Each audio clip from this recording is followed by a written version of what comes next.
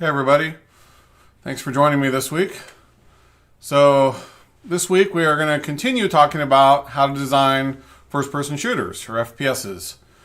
So hopefully you guys caught last week's. For those of you that haven't, what we're kind of trying to do is to kind of deep dive into like how do you really truly design a first-person shooter and kind of get into the weeds of like how do you really go about that. And an FPS may sound like it's the most simple type of game out there to design in many regards. It's first person camera. It's got guys with guns and you shoot guns, and how hard can it be, right?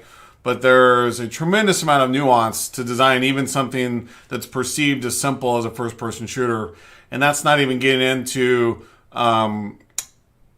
multiplayer games and things like that are even 10x harder than people think. Again, people think that FPSs, especially in multiplayer, can be really simple to make. And the truth is, it's, when you have to design something that, millions of people want to play maybe thousands of times or hundreds of times, it's a lot more complicated. And so that's something we're going to kind of dive into. So before we get started, there's only a few people watching, but, hopefully those of you that are watching, or coming later, we'll be able to pick this up but I hope that, for those of you that are watching, thank you. And please participate today. This is definitely, not me talking at you for 2 hours. This, I want you guys to get in and throw your ideas in here too and learn, today, and through all of my series, like how to, participate in these things. And hi Mervin, how are you doing? And hi Alexios. Welcome Alexios. Thanks for joining us in the course. So looking forward to having you on board, and please ping me anytime if you got questions. So again, in an FPS, like they seem really simple to design, right? But reality is they're a lot harder than you think. And so last week, if you haven't seen it, we again covered quite a bit of stuff. I'm trying to kind of dive into some of the design work sooner than later, so that you guys kind of really see what it is versus talking a lot about just theory of FPS design, which we are covering a lot of, but trying to really kind of show you how this relates. And for those of you watching this that are in my course, we do get into kind of in term 2 and 3 of the diploma program. So you're not there yet, Alexios, but in kind of 2 more terms, if you continue with this, we actually will be building an FPS, in that, and then in the last term, building a multiplayer FPS or a multiplayer game in general. And so this is also kind of for those students that are kind of in my course to help them learn how to design something that they're going to be designing in the course. But again, this is very applicable to anybody designing an FPS and just anybody doing game design in general. We're going to be talking about system design. We're going to talk about level design, how they're all interrelated, NPC designs, and just kind of everything about it. And part of what I want you guys to also be thinking about, and what we're going to be talking a lot about even today, is how do you differentiate something in such a crowded market? I think one of the biggest problems in our industry, especially in a hyper popular, hyper saturated market like the FPSs, is that how do you make something new and different, and innovate, and not just do another Call of Duty with a different story, right? And that's can be a real challenge, especially if you're a smaller or more indie developer. It's really tricky because your Call of Duties and stuff could be spending $50 or $100 million on the development of a game, and if you're a small studio that's trying to spend $1 million or $5 million or even $10 million or $20 million even on an FPS, it's hard to be competitive in that space because your budgets are just so different, right? You don't have the quality to make the amount of art. And a lot of FPSs are really about the art these days. How pretty can you make them? The gameplay is kind of like, well, a little bit here, a little bit there of new new things, right? But it's really about, can you make them look prettier? And that's not necessarily a great place to be when you're a smaller studio, because, your big EAs and, and Activisions and stuff will just outspend you, and they'll make these incredibly looking games. Doesn't mean they're any more fun, but they'll make stuff that's just really big and really pretty. And unfortunately that does sell. I mean, it's a good and a bad thing, right? But as a game designer, I want to make it's my job to make a really fun game, right? And to teach you guys how to make really fun games. So, Alexios, I'm certainly planning to continue with the diploma course. Great. And, good. Yes. And as you know, as an RPG player, there's a lot of hybrids, right? If you look at a lot of your Fallout games or things like that, there's a lot of RPGs that are really FPSs, that they've, added a lot of depth of RPG mechanics, but a lot of their core combat systems are very FPS, right? And so keep that in mind, as you guys, play different games. There's a lot of hybrids, right? There's a lot of games out there that try purposely or accidentally or whatever to create a lot of these cross-genre games. And so there's a lot of RPGs, especially like your Fallout series or whatever, that do have really good, decent FPS gameplay as their combat mechanic, right? And then, there's lots and lots of other variants of people that have tried to take RPG tried to take FPS and blend it with, a more story-driven game or a more immersive game or whatever it is. And so there is a lot of different options when it comes to FPS design. I'm trying to keep this a little bit simple. I'm trying to not solve all of the problems, today. But again, be thinking about, how do you really differentiate against something else? But in the same hand, what I want to show you today is not to differentiate too much, right?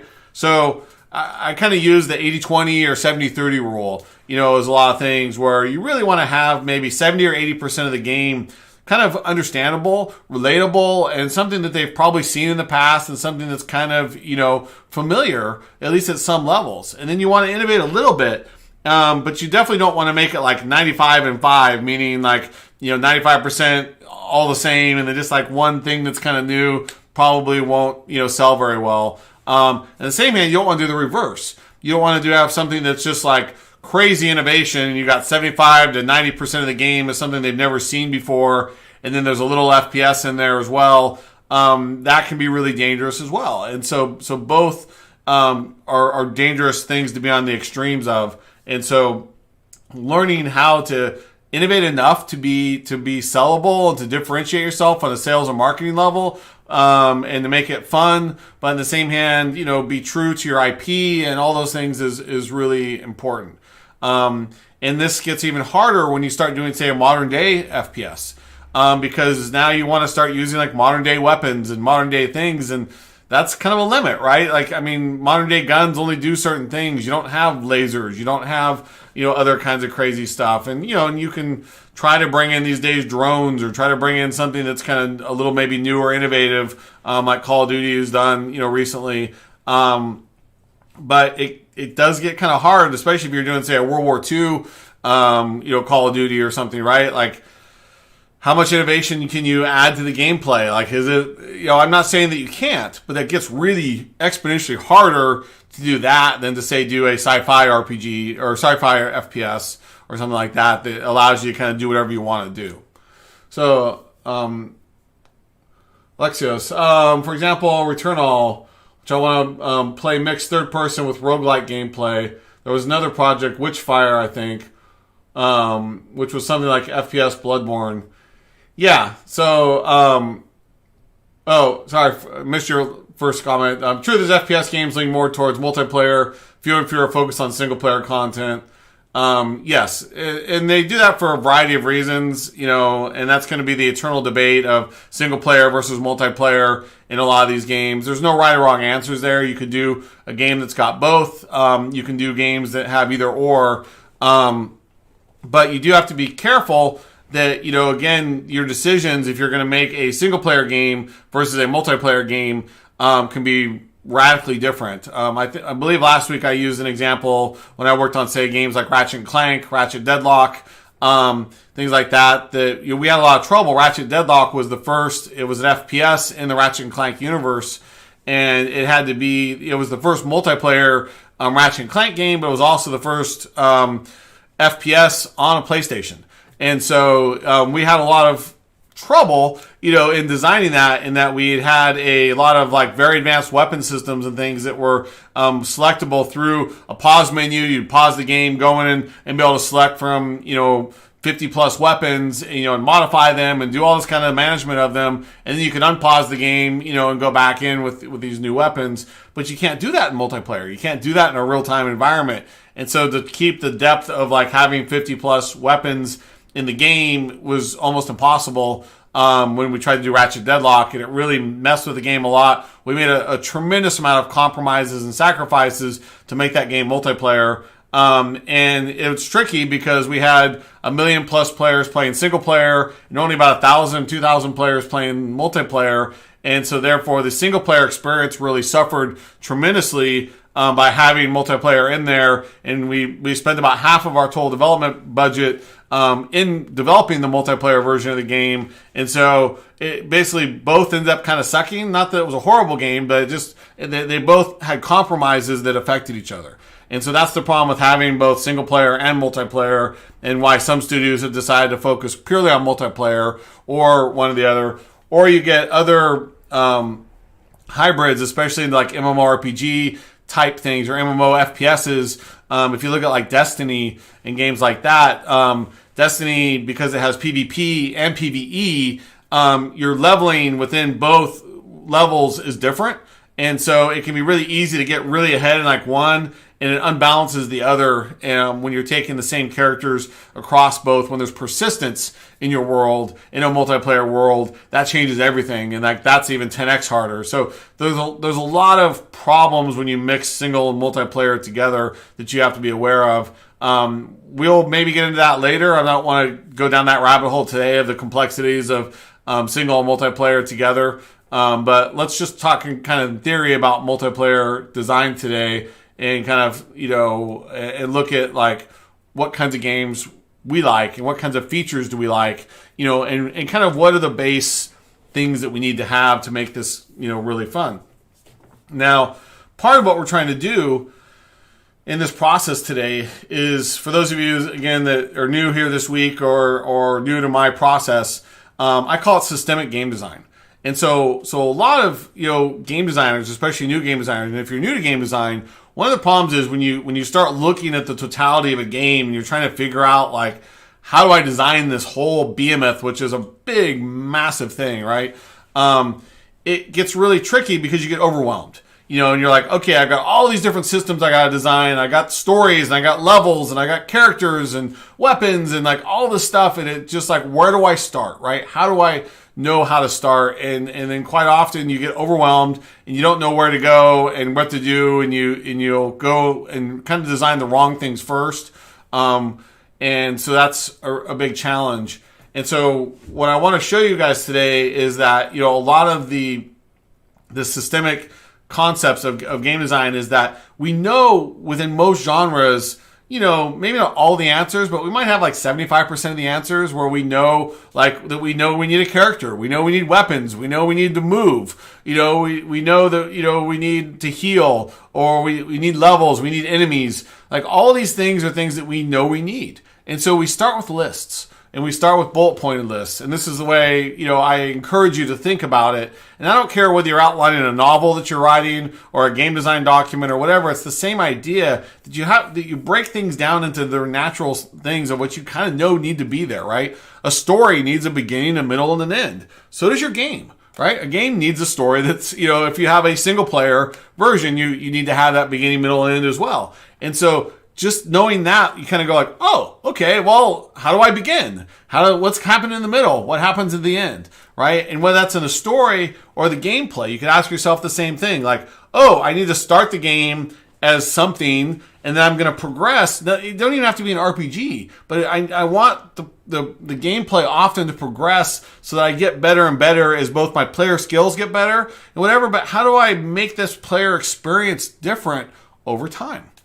And so if you're not changing it up, why is somebody going to want to keep playing this thing for 10, 20, 40 hours, or whatever, 100 hours, why are they going to keep playing, right? What's the beginning, the middle, and the end of that? You can see this in a game design standpoint, even for things like MMORPGs, like WoW. You're like in the beginning when WoW first launched, there was 50 character levels, and you would work at some rate. Some people could speed run to get up to level 50. Other people might take months, whatever. But there was one play experience of kind of getting up to level 50.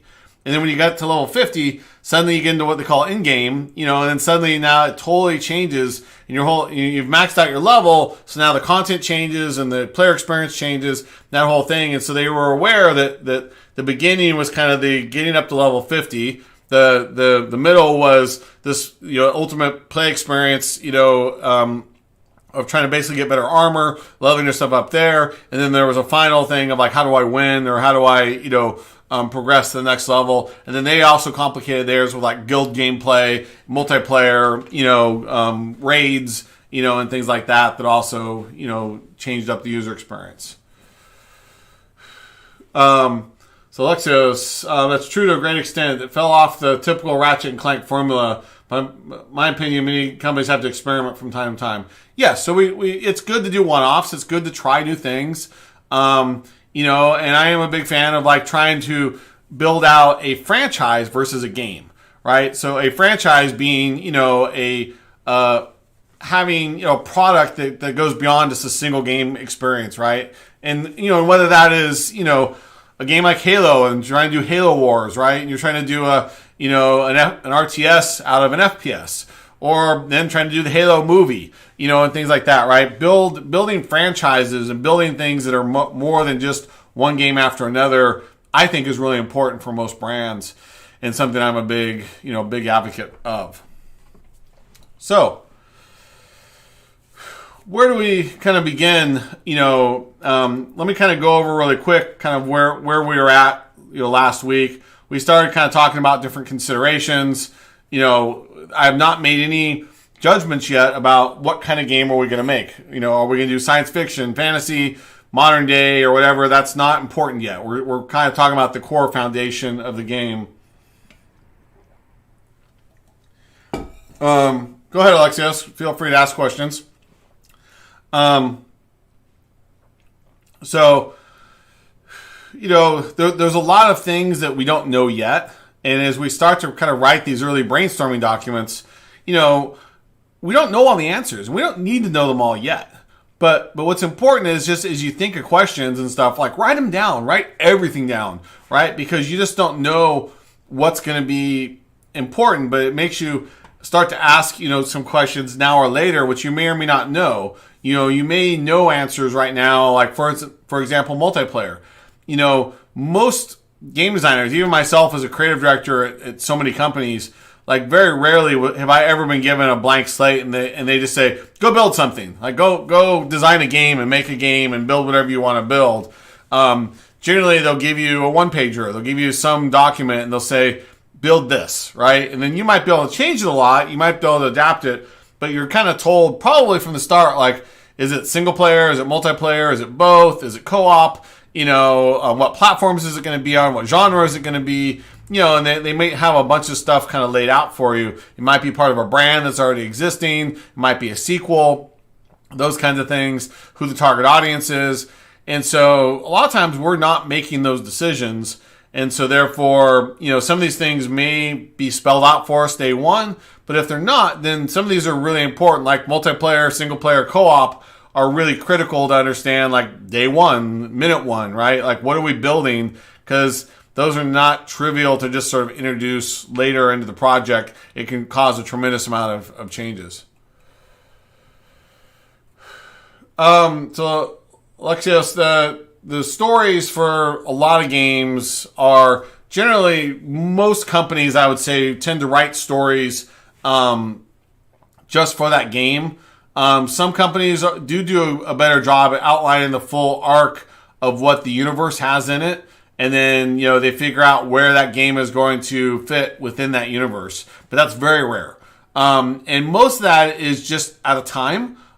we generally are not given the time to sort of go in and figure out how to make a game, world as deep and as rich as we really want it to be from the start. That can take months or years to do it right. And the problem is that you can't really design the game without also understanding, the universe and vice versa. So it's not a good idea to say go spend 3 to 6 months just designing and writing the story background for a universe, because you have to ask yourself, is that going to make a fun game? And so you kind of have to do both together. And then if you're going to make a game or make a franchise that's going to have multiple types of games in it, then you also have to be asking yourself, well, how am I supporting different genres of games? So a good example of that is, one of the best IPs in the world is Star Wars, in my opinion. And I'm obviously a big Star Wars fan, and with my Boba Fett here with me, and having worked on a few Star Wars games, and but when we try to do, I've worked on several Star Wars RTSs, and that's a perfect example of the Star Wars universe is massive, right? There's multiple movies.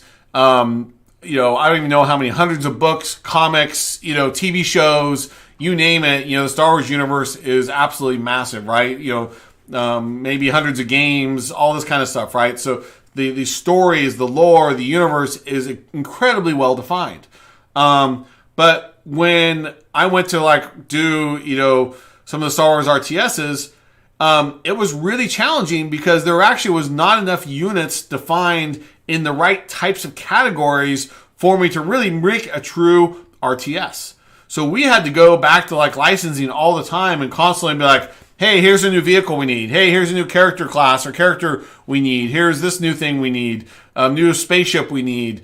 All these things, because we needed to have that rock, paper, scissors strategy that was gameplay, right? And so there's a perfect example of the universe, even as big as the Star Wars universe is and being one of the biggest out there, still actually didn't support our RTS. However, what was good was the Lucas franchise, for the most part, is, and the Star Wars universe is pretty good at allowing people to expand it. However, a lot of franchises are not. And so I've worked on a number of projects where I was literally told, nope, you can't do that, can't do that, can't do that. And you're like, then how do I make the game fun? It was a good example. I was working on a game that was based on a movie, and the main character used his signature pistol that was his, gold-plated, cool pistol. And throughout the whole movie, he used that one pistol, and it was very key to what he was doing. And I'm like, how do I make an FPS when I only have one gun? I need to have, the main character needs to have, more guns to have more variety of gameplay. And I said, can I add more guns in the game? And they said, no, you can only have that one gun. And, I ultimately canceled the project. And I was like, I can't make this a fun game because you're unwilling to allow me to change out a weapon, which I can't make a first person shooter in with one gun. And so you can see where you have to be thinking about the story and the universe and the world as well as the gameplay. And you really have to kind of go back and forth to really make them great. And that takes a lot of time. That's really hard. I mean, it's not necessarily rocket science and complexity, but it does take a lot of time. You really got to think through everything. And most game teams are not given that time. So therefore we don't think through it. So hi, Rule the Planet. Glad to have you in the course.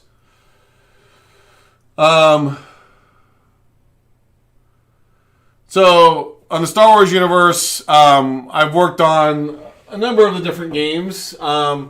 So Star Wars Empire at War was one of the games here that I designed.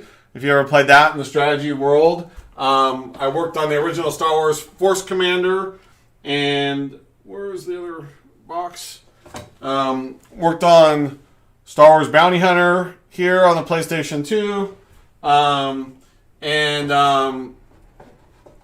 We worked on a number of Star Wars games that never made it to the light of day, but we had another RTS that we had in production as well, and a few things like that. So worked on some of the older kind of classic Star Wars games back in the early days. So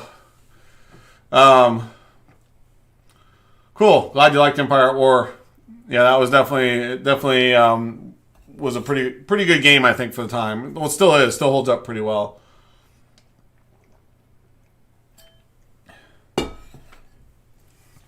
So, anyways, yeah, the Bounty Hunter game was a tough one. That one originally started off as a Boba Fett game, and we got about halfway through production when they were working on Star Wars Episode 1, the movie, and we were still working back when only episodes 4, 5, and 6 had come out, and then Episode 1 came out, or we found out about it, and we realized that Jango Fett suddenly got invented, and it completely ruined the whole Star Wars mythology around Boba Fett. And Boba Fett got completely rewritten, completely redone. Jango Fett came in, it messed everything up, and we had to literally scrap our game and start over because all of our story, everything got completely messed up when suddenly George decided to throw Jango Fett in there. So that was a bit of a curveball that we weren't expecting. But that's game development. You got to deal with that sometimes. Luckily, we had some great mechanics and some great stuff, and we were able to rejigger the game back into the Star Wars Bounty Hunter game. But the original game was going to be a Boba Fett game, and we got 8 or 9 months into production before we had to start over. So that was a lot of fun there. Yeah, thank you. Yeah, it's definitely lots of labors of love. Alrighty. So when you start to design an FPS, again, where you start from is, that every genre of game, or most genres of games, or if you're making a hybrid game or whatever you're making, they all start with a set of common features that you probably will have. Now, again, these features that we're listing here are not features that you have to have. But again, I like to write a lot of questions even to myself. This document's for me. When I write this document, this is for me to work off of. This is not necessarily a document that other designers would see or that even executives would see or whatever. This is a brainstorming doc for me and whoever's brainstorming with me about what should it have in there. And quite often we will, write things and go I don't like that idea, right? That's not so good. But it's better to ask the questions, and then at some point you may not answer the question today, you may not answer it even this year, but at least it's in there. And at some point you reread the document and you're like, oh yeah, that's a good. I totally forgot about that problem or that edge case or that that thing that made it tricky. So last week we brainstormed a lot of these common FPS features. And, and we know that FPS needs cameras and controls. It's got to have some interface. It has to have, I'll put here, we didn't put in multiplayer game modes, assuming we have multiplayer, of course. There's characters in it, and by characters, I don't mean that have to be human, right? The characters could be creatures. They could be, any kind of thing, in the game, right?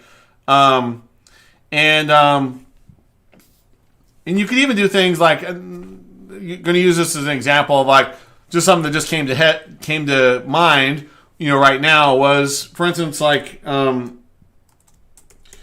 we'll say pets, right? And I'll put a bunch of question marks. So do I have something that can accompany me that goes along with me that serves some purpose?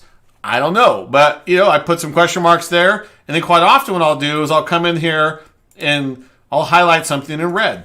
So red to me often is or actually in this case I would put it as orange.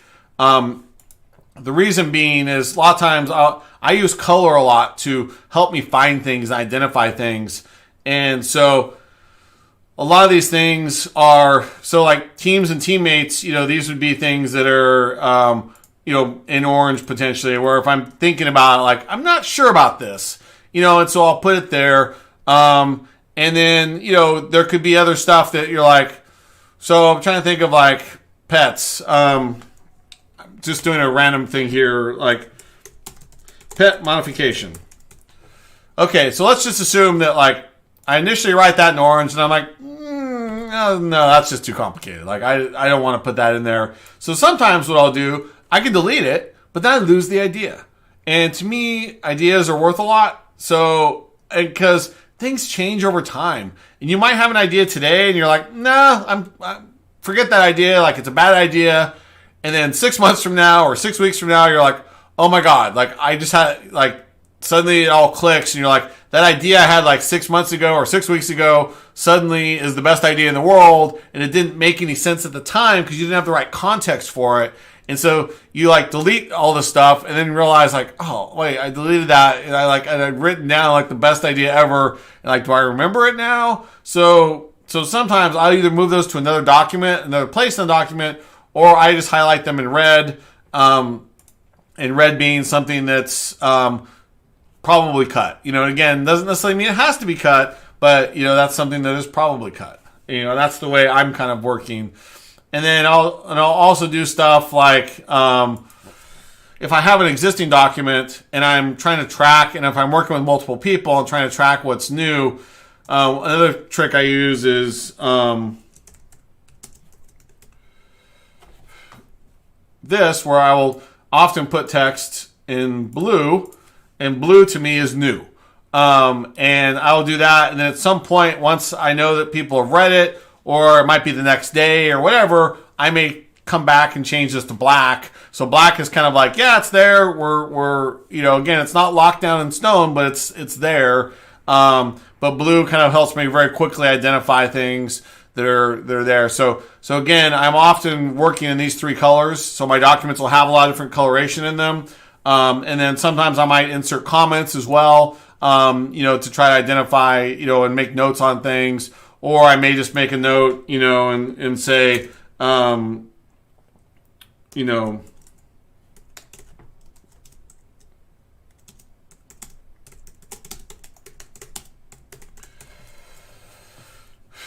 something like that. And again, I'm just using this as like, and often I'll italicize my questions. So, and I usually put little asterisks before things that are notes. So that's my little terminology. And again, I'm trying to teach you guys some best practices today as a designer, something that will help you kind of understand, you know, how to work and how to make these documents. Because one of the problems with these living documents, right? A game design document's never done. It really isn't. You know, it's something you have to keep up to date and all that. And your team needs to be able to very quickly find the things it needs. It needs to find the changes. And yes, in Google Documents and things, you can have change history and all these kinds of things, but it can get messy. If people have to go back into change histories and whatever, it can get really bad. So you got to be careful about that. So, player movement. You know, obviously in an FPS, we need to have a lot of movement. You know, this is something that is, you know, very, very key to the game and to the philosophy of it. And there's not rights or wrongs here. This is really about design choices we're making in all these decisions. And a lot of these things are kind of determine like the style of game it is. So for example, you might even put things here, you know, like another note to myself,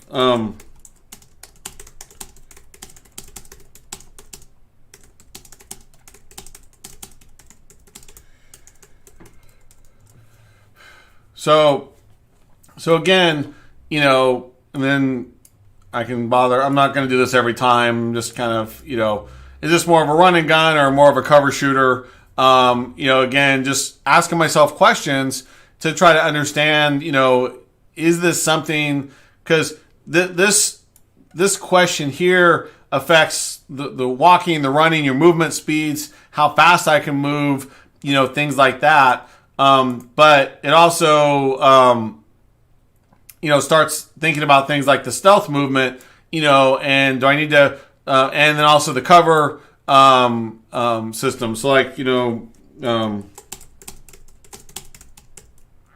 I'll call it a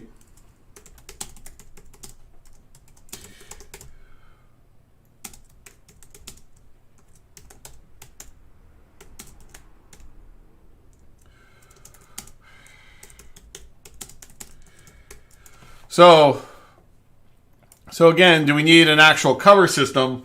Because you can do cover in two ways. You can do cover just getting behind an object, but not actually attaching to it and taking official cover behind it. The cover systems like Rainbow Six or Gears of War, where I could duck down behind something. I could do blind firing and do other kinds of firing modes as well. And then you can also say like, actually, let's put this as another bullet point.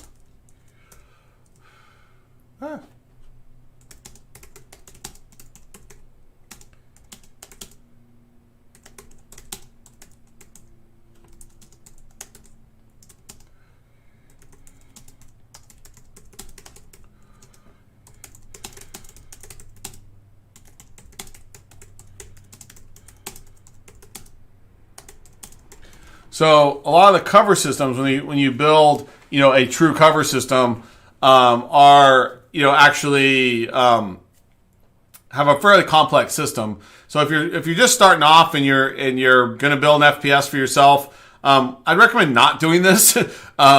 And so so what I'm actually going to do here is say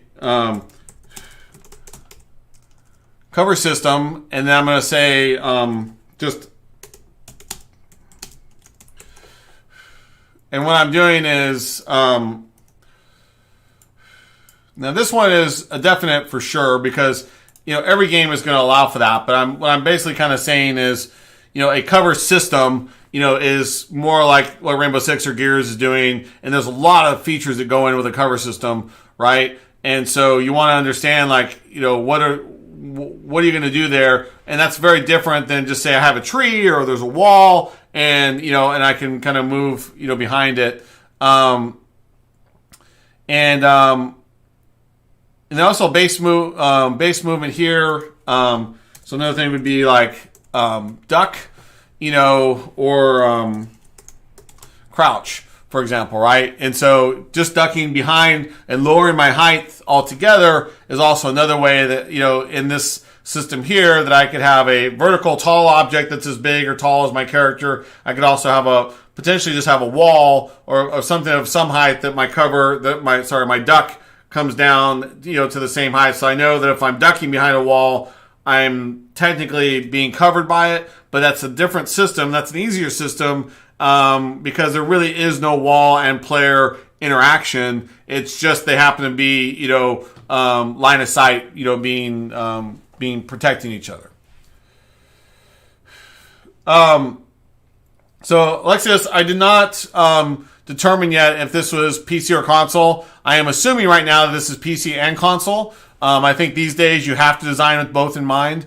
So let's make the assumption that it is a PC and console title. And yes, the using the analog stick, quite often the L3 or R3, I guess it's L3, a lot of the games use to press down, hold, and sprint is pretty awkward. A lot of it's kind of been proven through a lot of focus groups and stuff that a lot of newbie players especially have trouble with that on consoles.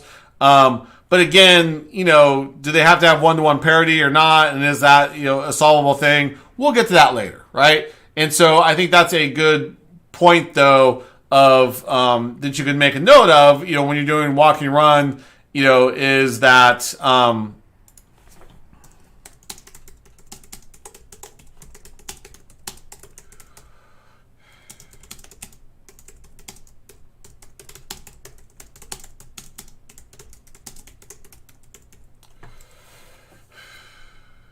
so I think that let's see, are there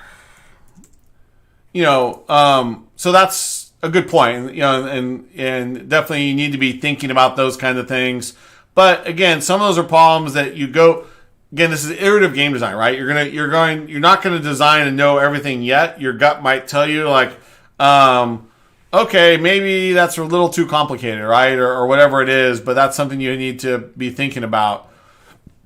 You can also make notes of like,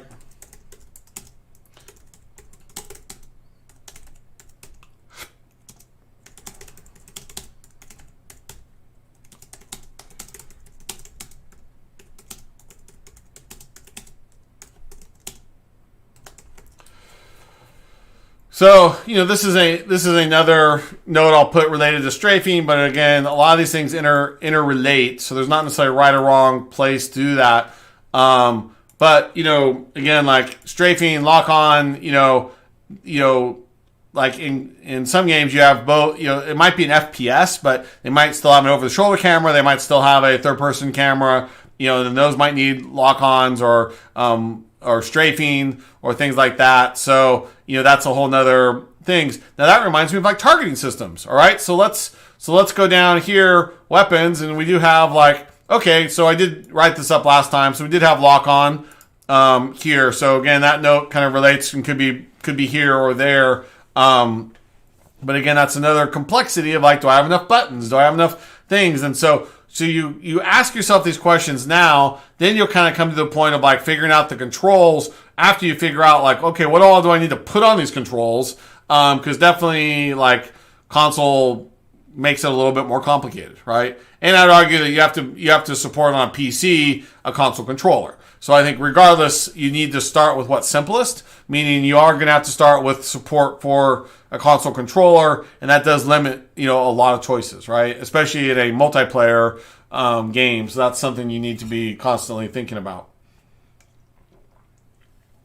So you can see that, let me kind of keep going through this. I kind of got stopped and sidetracked here, but, again, in like player movement systems, there's items and kind of in general, and that's a pretty big category of stuff.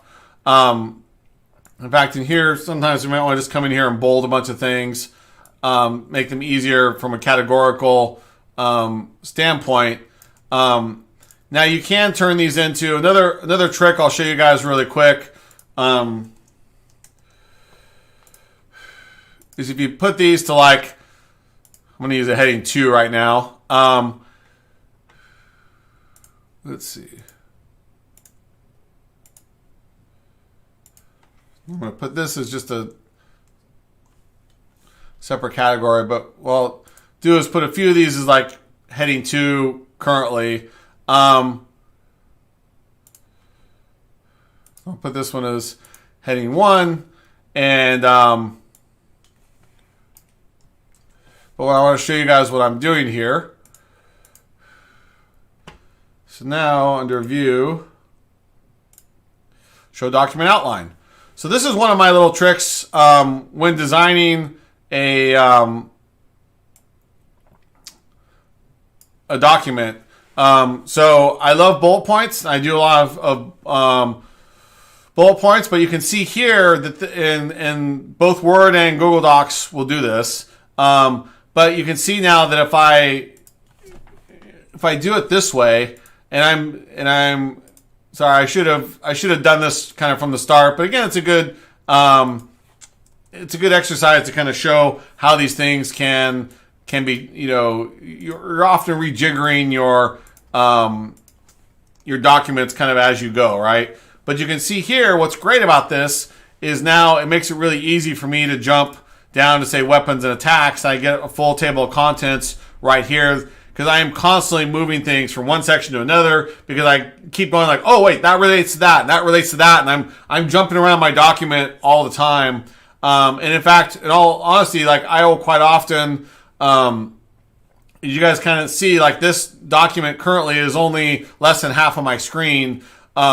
So right now I've got, my in the bottom left corner, you guys are looking at my ugly face and watching me jabber on. But, in a normal world, I'm sitting right now in front of a 43-inch monitor, 4K monitor. So I've got a lot of screen real estate. I've got another 34-inch monitor here. I've got another 52-inch TV, which I can play games on, but it's also hooked to my computer as a monitor. Now, a TV doesn't have a good refresh rate, so you don't want to do a lot of work there, but it's great for storing documents or doing video editing, things like that. Then I also have another tablet, a digital tablet here. That's another 24 inches here that's a screen. So I'm surrounded, and my PC has 4 screens on it. And the reason I'm bringing that up is when you're writing these kinds of documents, I very often will have, even on my main screen, 2 or 3 documents wide. I'll be at different places in the same document, but I'll have one, scroll down to here, one scrolled over to there, and then I'll have like maybe a reference, Google over on one side where I'm Googling some things, and then I might have over here a spreadsheet or something that I'm keeping track of other stuff on. And so I use a lot of screen real estate while I'm working. So if you're a game designer and you're just working on a single like 24 or 27 inch monitor, you should seriously consider getting a minimum, absolute minimum of two 27 inch monitors, hopefully running at 4K. But screen real estate when we're working is tremendously important. And right now, even I'm zoomed in here because I want you guys to be able to read the text that I'm working on. But this is far more zoomed in than I would normally work in. And that's, again, the less scrolling up and down you got to keep doing and all that. That's all stuff that takes time. So learn to be efficient in how you write your documents is just a little tip and trick, for the day. And so, again, we're looking at,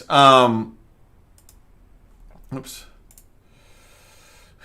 see, there's weapons, other attacks there.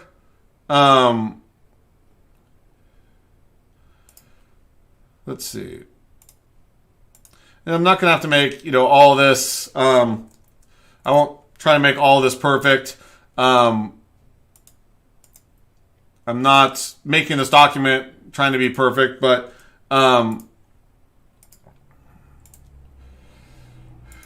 because I don't want to bore you guys too badly, but just kind of, again, getting a sense for, what are these things. Actually, I'm going to put this on a new line.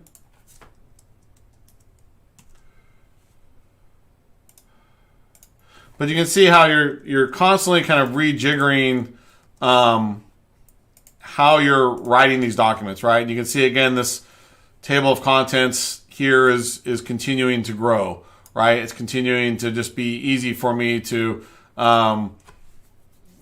do things. And I might even, take some like other attacks and go like, all right, well, that really should be like its own thing. And so now I'll put other attacks there, right? So, you're going to reorganize these documents a million times. And then even stuff like, melee, that really kind of is its own thing. Like weapons and melee kind of are related, kind of not. And so, that may warrant its own system here. And so maybe melee needs to be its own thing, and this could be,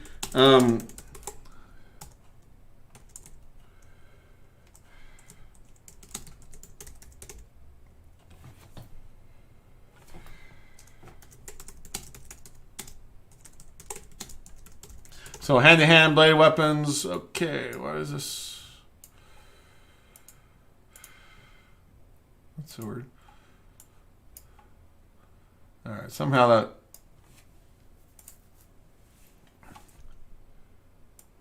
Okay. All right. So, anyways, you get kind of the sense that again we're adding in a lot of things there. That these may or may not need to be part of its own section. It could just be under combat. But because it's an FPS, it is all about the combat, right? And so you can see there's skills and abilities. Senses, so like, I'm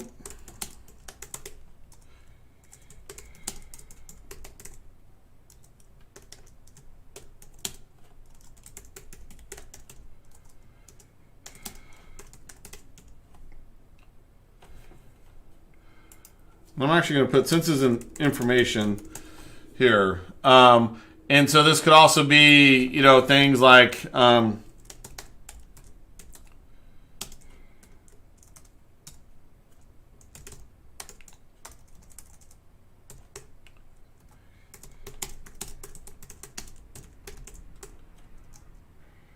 so, for example, how and where do I see people, hear people, detect people? So I might hear, for example, if I'm the player character, I might hear a noise, and I might hear it in my headset or my audio that I'm hearing, but then does the game, like on the mini map or in my world view where I get my HUD and it shows like some icons over enemy characters that I've detected or whatever they are, like do I see what those are in there? Do I suddenly was maybe a guy kind of hidden, and then this is all kind of related to stealth systems, or can be. Now does something new pop up on my little mini map or on my map to kind of show me like, hey, wait, there's something there now. Like you didn't see it before, but now your character sees it, and now that thing gets tagged, in the world, and so now I know it's there, right? And then maybe it disappears, if I don't hear from it for a while or something, right? So information, the senses can be more than like, can the player see it with his own eyes, and then can he hear it with his own ears? And then, does the game go farther and add additional like UI UX things like that? And so this can get, the player site can get really crazy with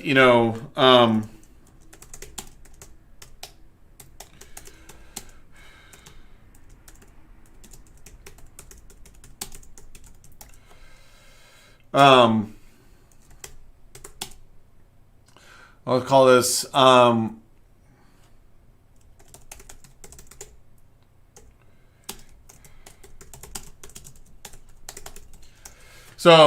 site improvements. So again, this could go under a different category. Again, there's part of what I'm trying to show here purposely is that sometimes you're not quite exactly sure where something's going to belong, and sometimes you might have a note to it here, and then you're like, okay, well, I'm talking about senses here because it makes sense, but then, for example, an item here, so I'll just put it here for now.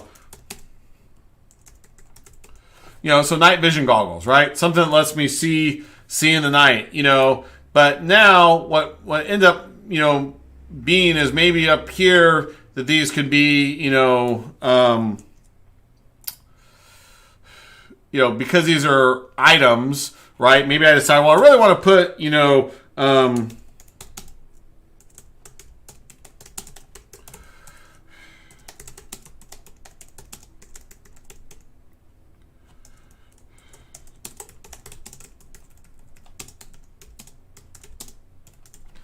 so what you could end up kind of doing is, ultimately putting, the full design of like night vision goggles here. Now, right now, these are on the same page, but eventually they could be on different pages and different documents or whatever. And so you might insert a link. So quite often, again, I will start inserting like links to these things, and so in the Google Documents, if you go in and so, insert like a bookmark there, right? Then you could come back in here and go insert a link. So now, if I was to click on this thing, it would take me right up to here, right? So that's another really quick tip and trick for like how to quickly find information that's related, because sometimes you want to be able to kind of have it in two places because it might relate to a couple things. And I would say most things kind of relate to a few things, right? So hopefully this is making sense to everybody. I hope this is helping you guys kind of understand kind of how to work and how to design. It's not a very linear process. I tend to jump around a lot, because my brain takes me to different things, but I see that things are, one thing leads to another, which leads to another. And then you're like, oh, wait, okay, vision. Like, okay. But again, these are all like really obvious things. Like, oh, I need to see in the game, right? Like duh, like every game has a camera and I can see in the game. But then like, okay, well, can I interrupt that? Like, now there could also be things like a site inhibitor here. Now what I'm going to do is, so taking this farther, right? Environmental, lights and darkness, but I also have to say like, temporary, flashbangs, kind of thing, right? I might say, this is an item. So again, these are things that might temporarily blind me. Let's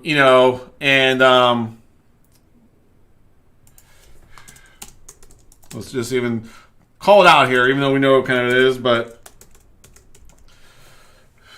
And again, a lot of these things could be both for the player and the NPCs, right? So yes, when you get hit by a flashbang, your whole screen goes white, and you're like, gee, and your ears are buzzing, and and then eventually it kind of goes back to like normal or whatever in the game. But also, these same things need to have an effect or a similar effect on the NPCs. And how is the NPC going to behave when it gets flashbanged, right? What's the behaviors around that? So this keeps getting deeper and deeper as you're designing the game. And then you should think about things and how they interrelate to each other. So one of the challenges in a game designer is making relational game design and relational things. And so let me show you an example of that right now. So flashbang, temporary blindness, and we just talked about night vision goggles. Well, in some games and in real life, if I'm wearing night vision goggles, if the lights are out, I'm wearing night vision goggles, and I get flashbanged, like I am like way more screwed up because I'm wearing these things. My pupils are highly dilated, right? Because it's already kind of dark. And then I've got this amplification thing that's magnifying all the light by like 1,000-fold, right? If you flashbang somebody when they're wearing night vision goggles, it almost blinds them. Like it's way, way stronger than if you just flashbang them, normally. And then, flashbangs could also have like different, if you really wanted to go so far, not that you again have to do this in a game, but you could even say like, well, like at nighttime in pure darkness, like the flashbang has more effect on you because again, your pupils are more dilated. In a daytime environment, it would still have an effect, but not as much on you, right? But you could now say is like,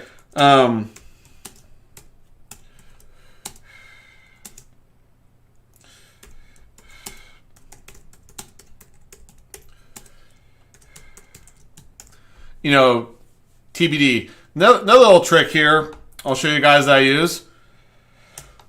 Variables that I'm unsure about, I put in brackets. Now, I do that to remind myself that that's a variable. And in general, that also is to remind the programmers that that's a variable, right? Meaning that, right now I'm thinking that's 5 times longer, but ultimately I have to balance that, right? So I don't know exactly what that number is. Now, I could also sometimes just say, is X longer? Meaning, like, I don't know, or TBD or something. But, but in this case, I'm throwing out a rough random number of where I'm starting with about that thing. And so, flashbangs with night vision goggles, has a 5 times longer effect, meaning, if I was normally blinded for 10 seconds, now I'm going to be blinded for 50 seconds, or something like that, right? So that is an example of a combination effect where, now using a flashbang on somebody with night vision goggles has a much stronger effect. So now the player can think about things where, so if we think about, taking this another step farther, right?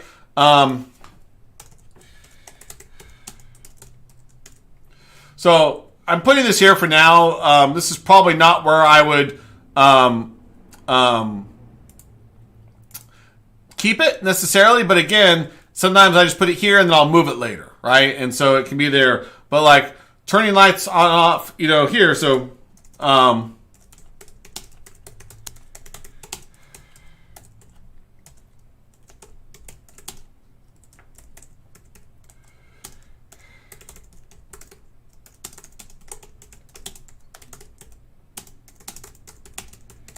again, this is kind of brainstorming.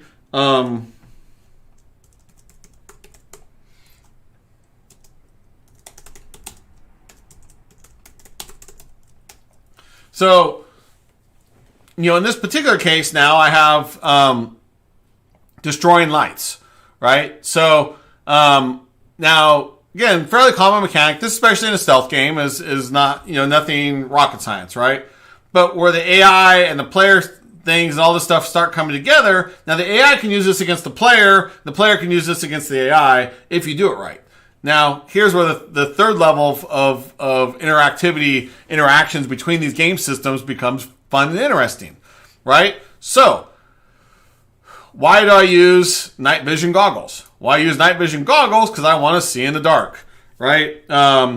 So, for example, up here,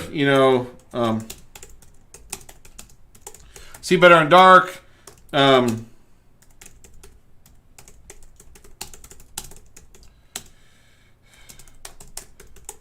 So, it uses power and battery when it's used. It's limited, that kind of thing.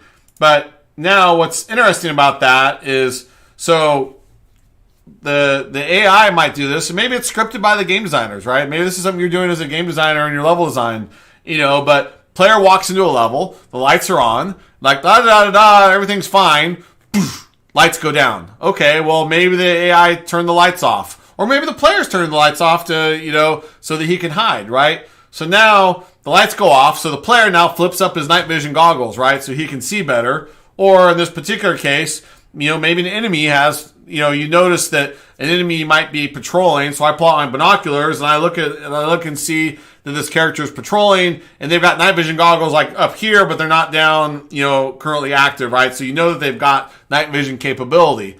So as soon as you turn off the lights, you know that enemy is going to flip down his night vision goggles so he can see you. So that basically negates, in this particular case, with that particular enemy, negates turning the lights off. It's not going to necessarily give you a better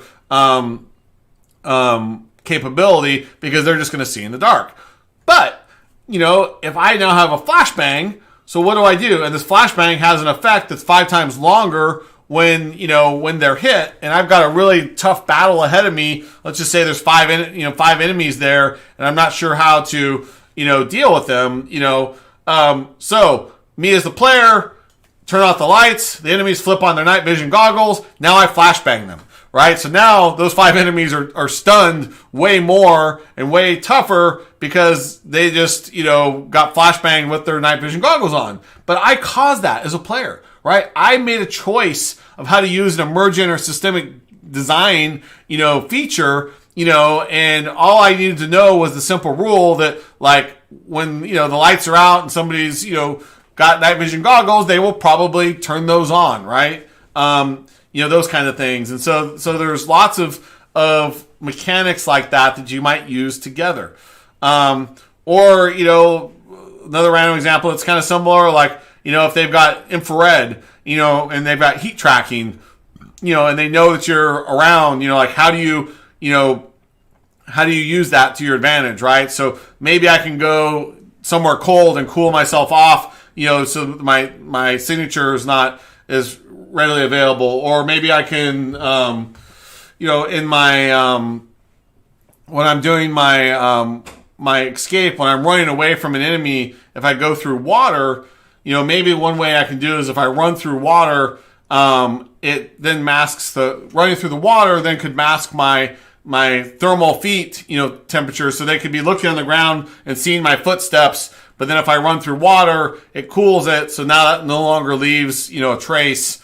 That could be a way of escaping somebody who's chasing me. But again, I'm using that combination of like the water, in the infrared, and these systems are working together, but that water could be, used for other things or something as well, that kind of thing. So again, as a game designer, I'm always looking for ways to like make systems work with other systems. That's really some of the best parts of game design is like, how do you get these things to sort of work together, right?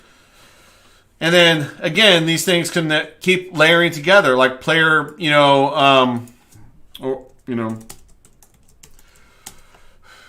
RPC hearing, right? So, in the case of this thing too, I might need these guys to be in a certain location before I turn out the lights, before I, flashbang them kind of thing. And so then I might throw a rock, in order to lure them over to a certain location, which then, I turn out the lights, they then flip on their night vision, and then I flashbang them. So now I just use 4 mechanics together, again. So you can see how you can layer mechanics upon mechanics upon mechanics. And so you're kind of needing to think through a lot of these things as you're starting to again work through these systems.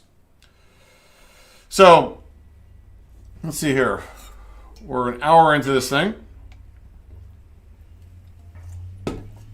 So for those of you watching, is this helpful to you guys? Are you hopefully learning something new? Let me know if you guys I want to make sure that the types of stuff I'm outlining for you guys here and things are interesting.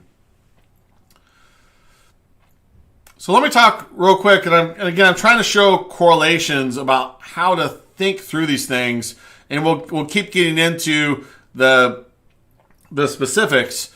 But again, so like we just talked about night vision goggles, and we talked about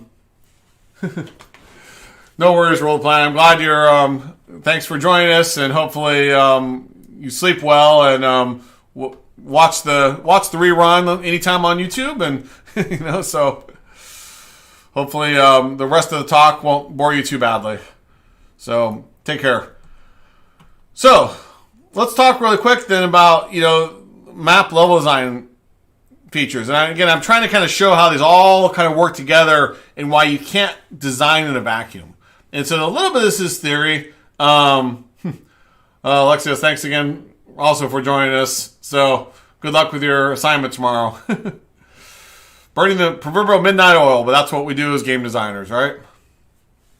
So, so to show again, like how do we deepen this? How do we keep adding more layer upon layer upon layer? And I'm trying to kind of show the complexity of game design, right? The complexity of these things. So let's next talk about, map and level design. And let's talk about again in the context of that last example that we were just giving, right? So we're trying to build the semi-stealth FPS, in this particular case of, we've got a bunch of game systems, right? And we've got night vision goggles. We've got lights that we can turn on and off, maybe in a variety of different ways. We've got some, some cover system, in there. Maybe we decided to put in the cover system. And there's a bunch of different systems that are all kind of interrelated, right? But you can create like the best game systems in the world, but if your game levels don't support that, then like what's the point? Right? So you need to kind of understand how the levels, relate back to the game systems, and both of those have to work like peanut butter and jelly, right? They're two things that got to go together. You got to eat them together, and they got to work really well together, and that's really important. And then next, we're going to really quick talk about the NPCs and your enemies, because that's like the peanut butter and jelly sandwich. You got to put the bread on, and that's just kind of putting it all together and making it real edible. In fact, I'd argue that the NPCs and your game systems are kind of the peanut butter and jelly, and the bread's kind of your level that holds it all together, and makes it work. And you'll see really briefly where I'm going with this, because again, before we just keep deep diving in the actual design, I want you to kind of see the method of the madness, right? I want you to understand, why am I thinking this way? Why am I jumping around so much? Why don't I just start designing all of the movement systems, for example, right? And I can. I mean, I could jump in and try to deep dive into movement, but where am I moving, right? What kind of game am I making? Do I have cover? And does the cover even fit my level, right? Does that even fit my world and my IP? So part of this, as well is, in fact, I will put a note here because I think that's good. Let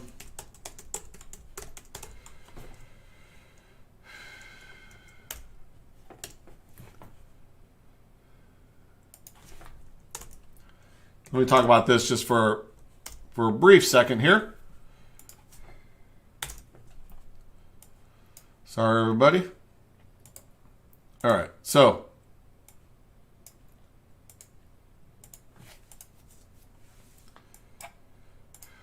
oops.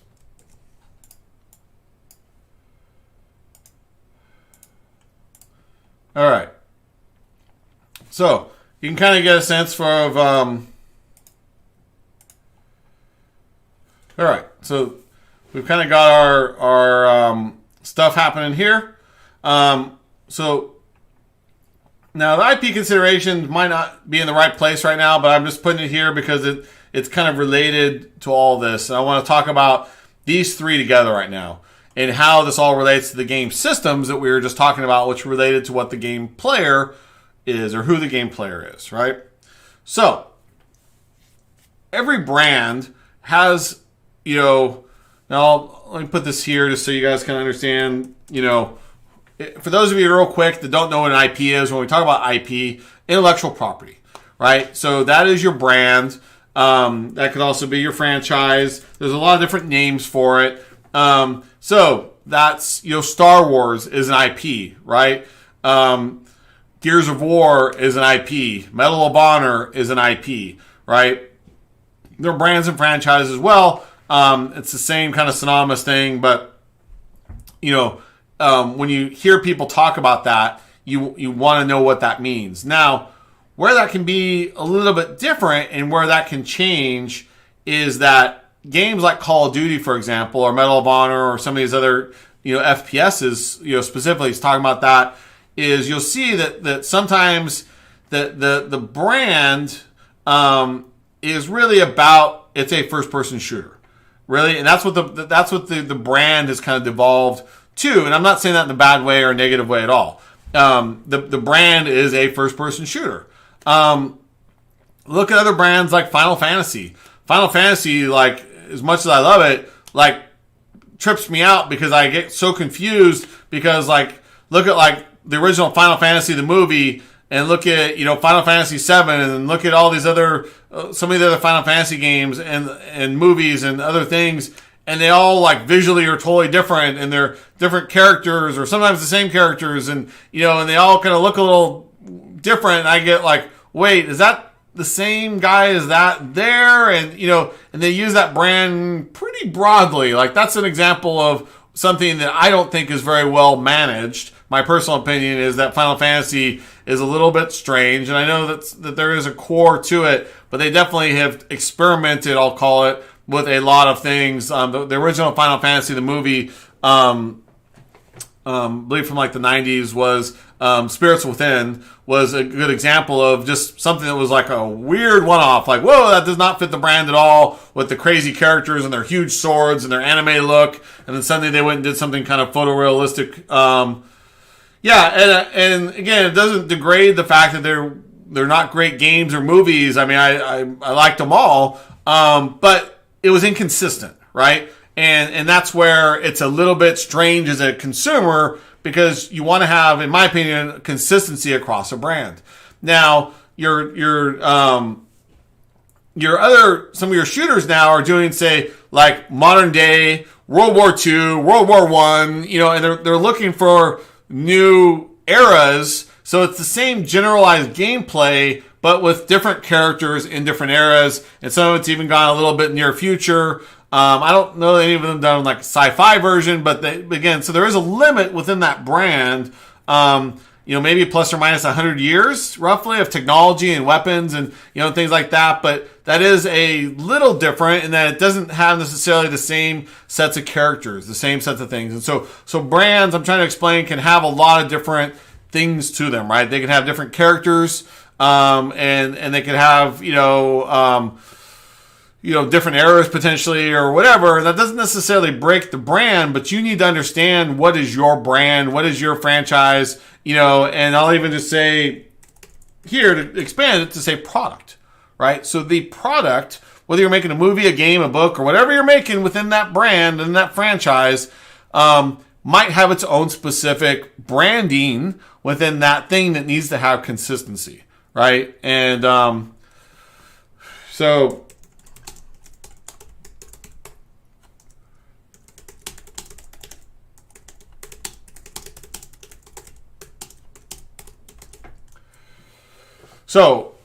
where I'm going with this is that some of this stuff you need to understand. Also, another consideration.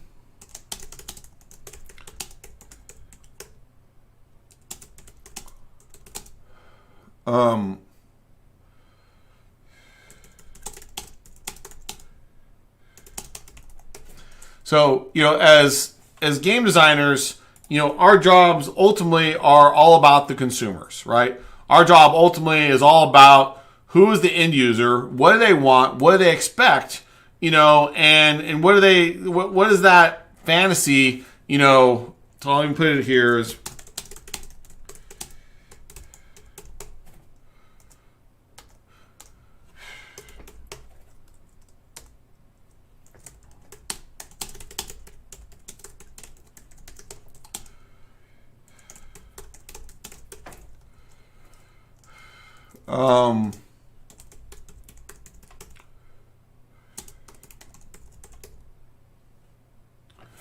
so and the reason I'm bringing this up now and why this is sort of important again is that everything that we're talking about has to be measured against that.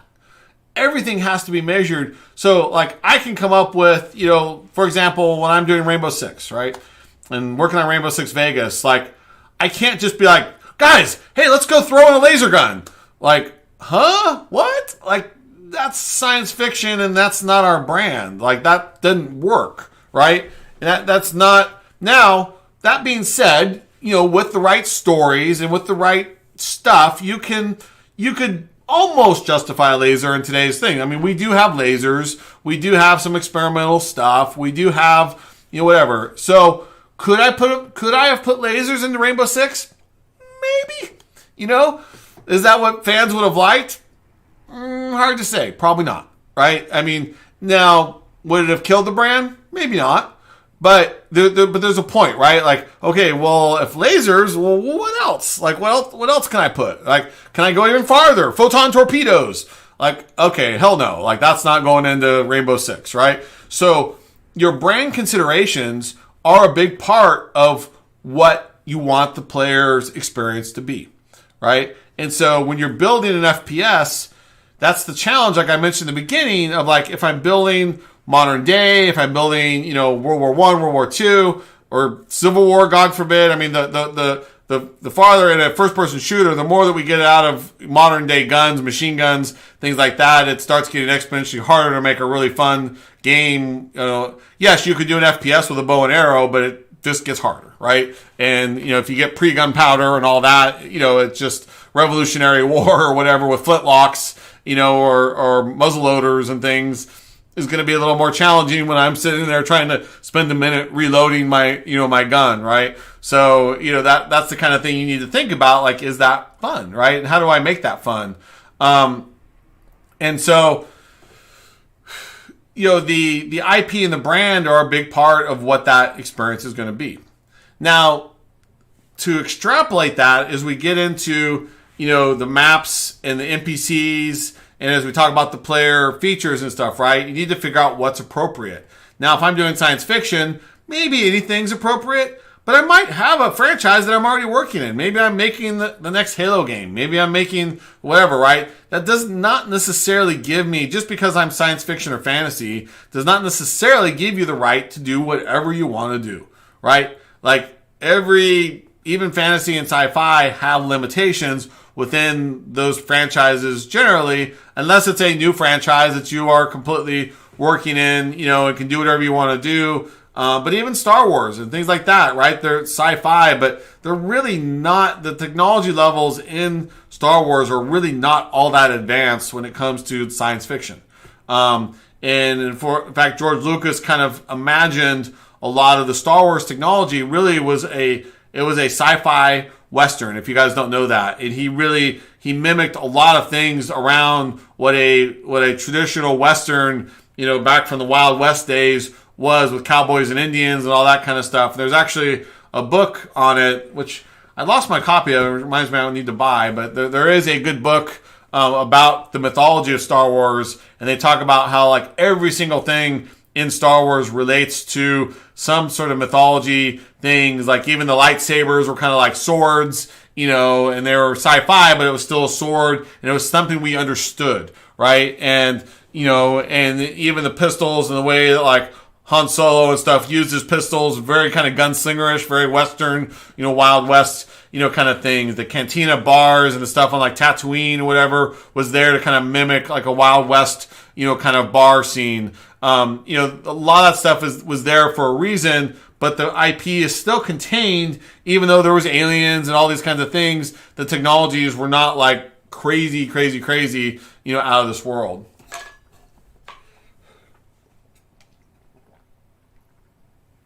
Yeah, Alexios, bows definitely have been used, in a lot of games. And I think Far Cry had one and stuff like that. So, I mean, yes, you can use a bow, but I'm talking about in a game where literally if you were trying to make a 1800s, 1700s game, that was literally like all you had was bows and you hadn't even invented guns yet, like it would be challenging to make a first-person shooter really fun in that era if that's all you had. Now, I'm not saying it's impossible. It gets a lot more limiting because you've got bows and you got crossbows and then you got swords and other stuff too. But as a first-person shooter, it's challenging. Now, I would just say at that point, it's make it more of an action game, and then it's got swords and knives and bows and crossbows, and it's a more traditional fantasy or medieval kind of game, and you have to use that combination. But if it's bows only,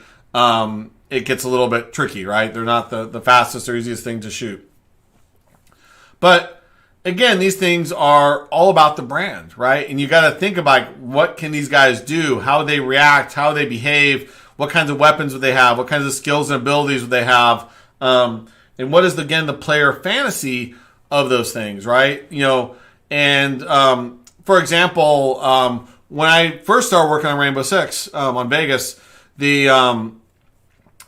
one of the things that the executives wanted me to do was they wanted the game to be more casual. And in their language of how they expressed that to me, originally the original plan was that they wanted the Rainbow characters to be on vacation on the story. They get caught by a terrorist attack. They happen to be in a town. Originally it was not in Las Vegas. It was in another town. And they get caught up in this town and they have to go and deal with this terrorist attack while they're literally like they don't have their weapons. They're just in like shorts and t-shirts and they're more casual.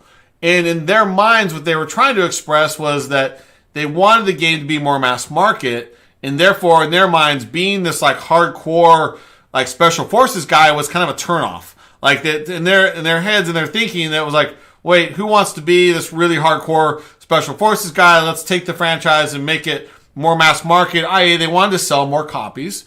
And that was a big part of what they were trying to do, but they were approaching the problem actually from the wrong perspective.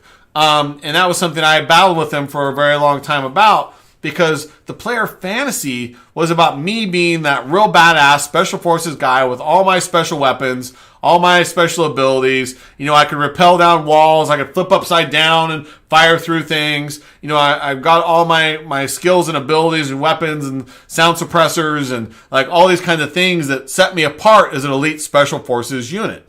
And so it came back to the IP and brand, right? So my gameplay features had to support the IP brand, but I also needed to figure out how to make it more casual.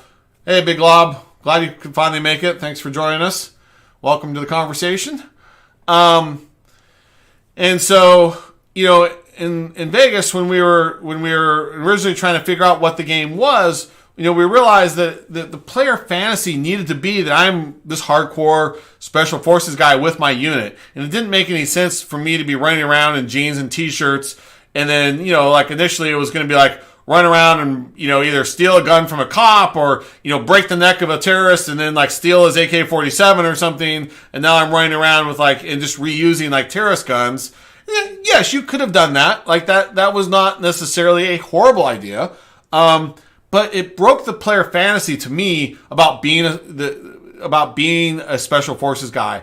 And so all my decisions were based on really being this real badass special forces guy with all the skills, abilities, weapons, and equipment that went along with that. And so I quickly changed the game into what it became, and I made the game more casual in how it was approachable, in the way the health systems worked, and a bunch of things like that. So I made the game more interesting and more mass market by making it easier to play, not by ruining the player fantasy about being a special forces guy. So again, all these decisions we're making are really being tied up into what this brand is and what this fantasy is. And so, sorry, I went down a little bit of a rabbit hole here, but I'm trying to explain that these things are important. So then you might ask yourself, well, okay, then I have a map and a level. So I've now made a bunch of rough ideas in my game design. For example, being able to turn lights on and off, and whatnot. Well, if I'm in medieval times, if I'm trying to do a first-person shooter, and whatever, like, does it make sense that all the lights are connected? Is there a power station that I can go blow up to turn off? Is there a light switch somewhere? Like, how does that work in the technology and the era and those things like that? Is there, what makes sense to players? And so you can't just necessarily assume that, like, hey, I'm going to have, like, this cool ability to turn off all the lights, and then you're like, wait, they're all torches, and you play the game Thief or something, right? And arguably Thief was a RPG-ish, but I would argue that Alexios, we were talking about, being an RPG fan, right? There was a perfect example of a game that was really, it was an RPG, but it was pretty much an FPS at its core, and what it could do. So Thief was a game that actually did have bows and did have other stuff and made a great use out of it. So there is actually an example of, somebody that took those types of mechanics, but it worked really well at a stealth game. You could not do a run and gun with bows and arrows, I don't think, very easily. And that would be, that's again where these decisions all have to align, right? Like, what's the franchise and brand? Like, you would not want to go do that, or like putting stealth mechanics in. Like, is that even appropriate? Like, if you went and did Unreal Tournament, whatever the next version of that is, and somebody said, hey, we want you to go make the next Unreal Tournament, and you're like, okay, cool, and I'm going to go put stealth in the game and put in cover mechanics. Like, what? Like, that's not Unreal Tournament. Unreal Tournament's like hardcore run and gun, right? Like, if you stop moving in Unreal, you're dead. Like, that's the way that game plays. That game is all about, like, don't stop moving, shoot and fire and move and jump and spin in circles and try to dodge, and like big open spaces, big open environments, and just run, and try to pick up the next weapon and keep shooting. And so, it's really, what we call a run and gun. And so it's not a cover shooter, right? Those are very different games. And could you make an Unreal Tournament game that was a cover shooter? Yeah. But is that Unreal still?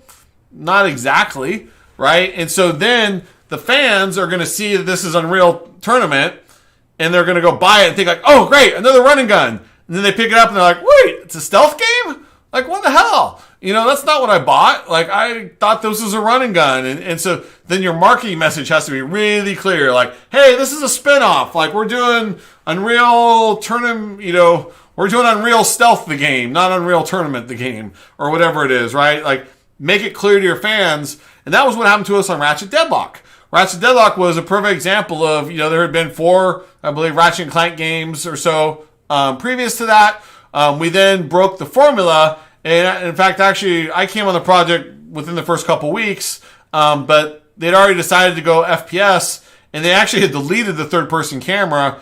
And it was one of those things where when we started focus testing the game, most of the fans couldn't play it because they expected a third-person camera, and the idea of a first-person camera was throwing off all the fans, and we wanted to be able to transition the existing fans over to this spin-off, and it just confused everybody because Ratchet & Clank games have a lot of combat in them already, and so then to do this like pure FPS shooter and take out all the other Ratchet and Clanky things and then make it FPS only, it really struggled. Like, I mean, we had a lot of trouble on our focus groups, and ultimately we had to put the third-person camera back in, and it was a struggle for the marketing department to really make sure how to sell that game so that people really knew this was a spinoff, not a sequel, and not something that was like the other games, and this was not the same experience, and stuff. And so, so you do have to really like understand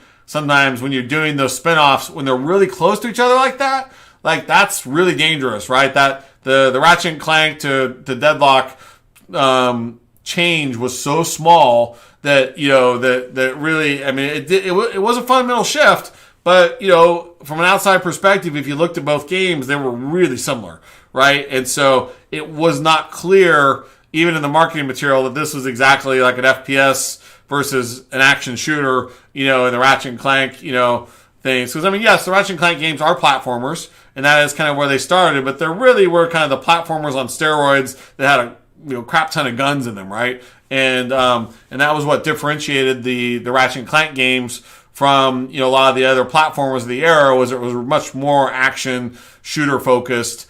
But when you went and did a pure shooter out of it, and you got rid of all the platforming elements and the exploration and a lot of those things that made it still a bit of a platforming game, it confused people a lot, right? So again, the brands suffered there. But then if that brand doesn't fit, if the level isn't going to fit that, then does that work, right? So if I'm going to do stealth, like I need to have things to go hide behind. So like in Rainbow Six Vegas, that worked really well with like in a casino, our level designs had like all the, the slot machines and things like that, right? So I could go take cover behind all these slot machines and, shoot over them and, and things like that. And so that type of level layout made a lot of sense for our cover mechanics, and then our rappelling, because of all these big, tall glass buildings, and be able to flip upside down and rappel down and shoot through the glass, that kind of stuff. Like that all made like perfect sense. So our mechanics that we were using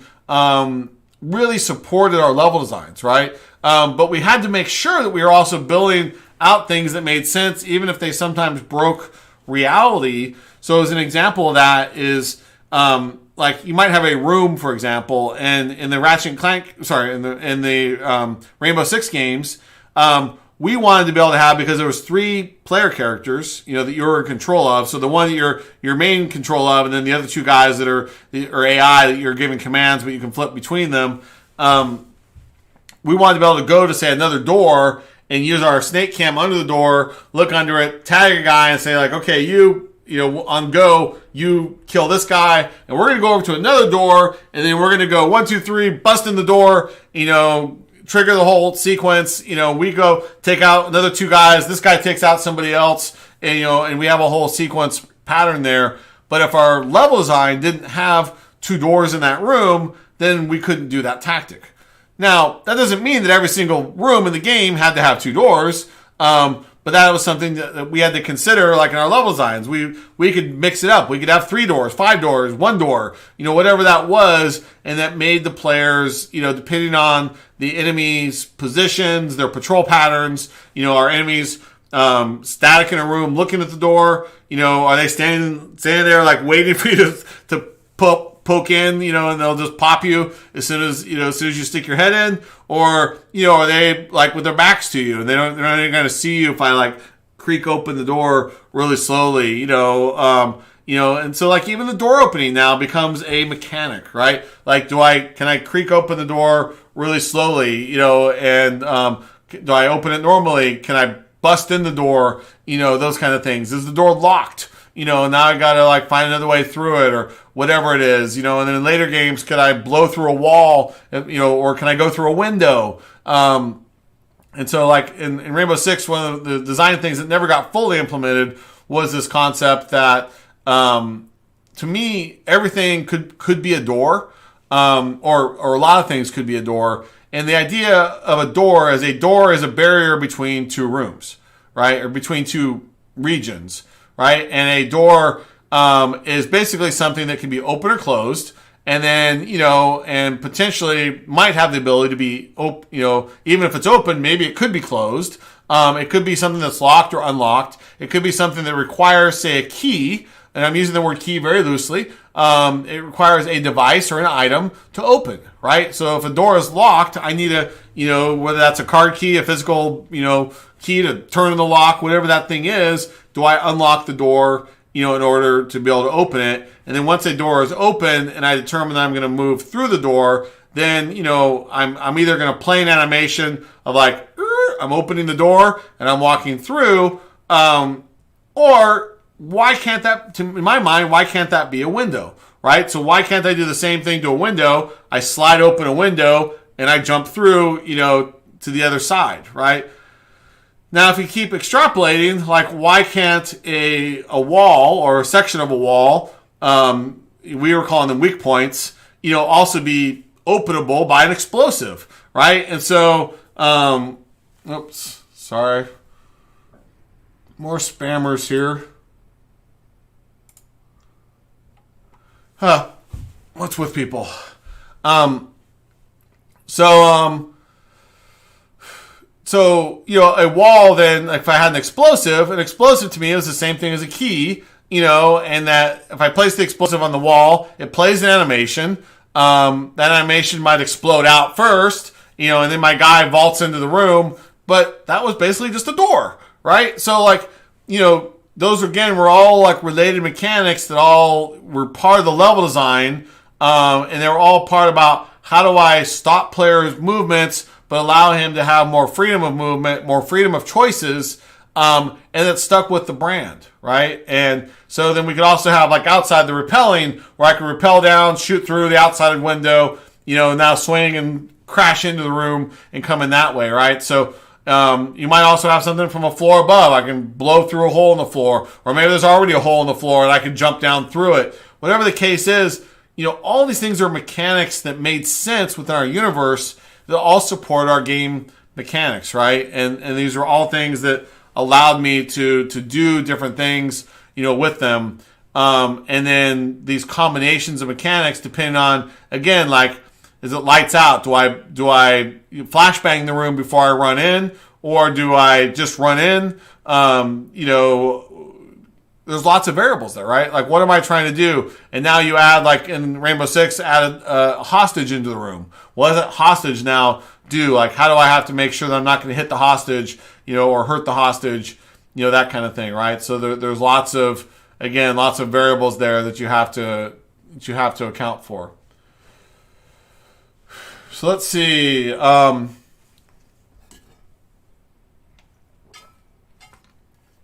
Alexios, I agree. The mechanic for the bow. Don't worry about it. Oops. For in the Thief games was really good. They did do a lot with the bow, and I like the water torch, the water arrows, and the taking out the torches with those, and then I believe, if I remember right, it's been a while. I think you could shoot the ground, and then the water on the ground would make more noise, which was good and bad. So like you could make the different types of mechanics like that all kind of worked together. So back to map levels and features again. What fits the IP? Like is there traps and explosives and things like that? Is there cameras and alarms and and things and how are those done? Is there sensors and stuff? And then like, okay, if there is, then how do I defeat those things? Or do I do it? Is there pressure plates? Is there lasers? Is there whatever that is? How do I use that to my advantage? And again, what does that fit the IP? And does that fit my game mechanics that I've already defined? Or do I need new mechanics to support these things, like a wall run? That might not be appropriate for an FPS, but some games have, right? There's been a few FPSs with some really good wall runs, so that's not necessarily something that's there. But again, like if I'm building like a big army base, or I'm building a thing out in the desert, like, do I have cover objects? Maybe, but is it like, do I have as much control over like all the cover objects in this kind of a game in comparison to other things, right? So like, does it feel natural to have like a big desert or an Arctic area, that you're doing like a cover shooter in? Like, can you really put enough natural objects in place to do it? In the same way, like in the reverse, like if I'm making a run and gun, game, is it going to be as cool with the, if I'm like in a forest, like if I can't hardly see anybody, and I can barely see 3 feet in front of me, and it's thick and it's foggy, and there's lots of trees and bushes and all the stuff obscuring, or I'm in a jungle, like, does it make sense to have a running gun there? because I can't see very far. Maybe. I mean, but that's what you got to figure out, right? And that's where, again, like your map and level design, where I don't like to go too deep into my systems without thinking about the maps and levels. Are these things going to mesh together? Are these things going to work together, right? And so there very much is a constant kind of back and forth that you want to keep doing and keep thinking about. And you might even be jumping through there, like as I start thinking about, again, like my cover objects. So I may come down here, I may talk about cover mechanics up, in my general systems, right, under player movement or whatever. And then I may want to come down here for a while and actually, put in all the stuff here, destructible cover,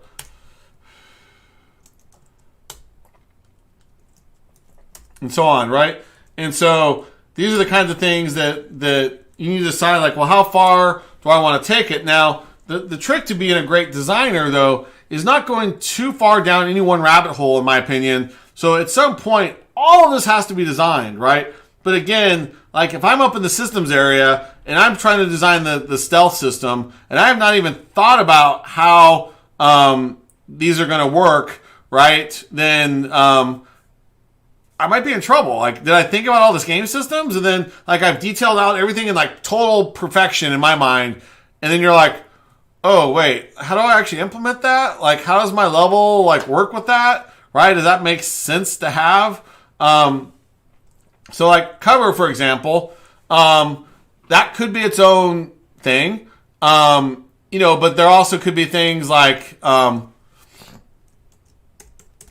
just call them stealth mechanics for now, or stealth features.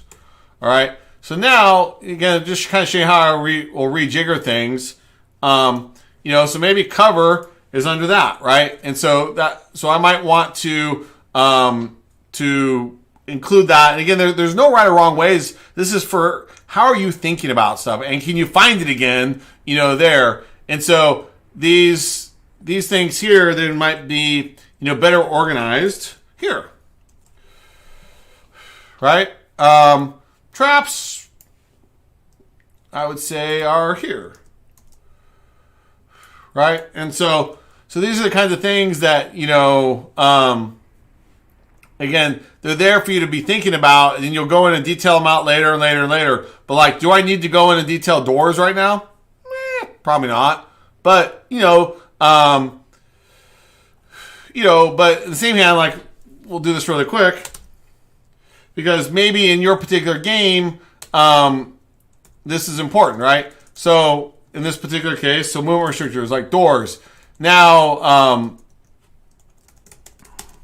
so I might want opening and closing, right? I might be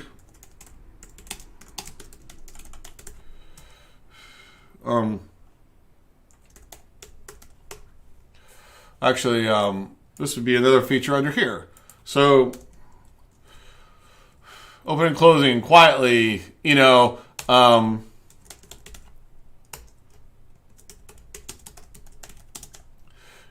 fast, kick in, explode, so put an explosive on it and blow the door open, right? So these are all things that require mechanics, right? The system mechanics, these might require objects, specifically, like, so here, like, for now, I'll just say requires C4 explosive, right? That can be used, there. There could be lock to unlock. This could be use key.